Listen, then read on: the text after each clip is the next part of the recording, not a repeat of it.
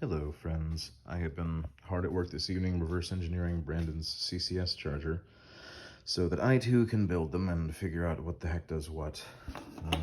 Kinds of various parts up here, our board, some contactors, a current sensor, and miscellaneous connectors, the RS-45 connectors, and the mini computer, and then the charging module, which is a 20 amp output at whatever voltage your bike is. My quick notes on here have, corresponding to 1, 2, 3, and 4 different sides of it, and I've labeled what all the little 4-pin connectors do amongst them.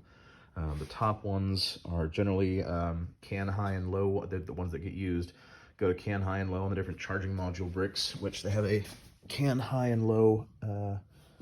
Let's see, on the very end there, CAN high and low. Those run to there. And then, let's see, then the rest of the stuff runs into a 12-volt board, positive and negative DC side. This side's all relays, so we skip it. This side has the current sensor wiring that goes to this, same connector there. And then this one has contactor lugs and also goes to the output after the positive output after the current sensor.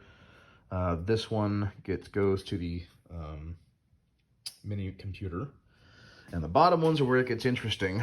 That's my note scribbling there, is we have all the different various wiring stuff that I've in Brandon's that goes to all the different parts of the part that gives half power or full power, or goes to the grounds, or goes to the contactor, or goes to the AC input CP line, or the CP line for.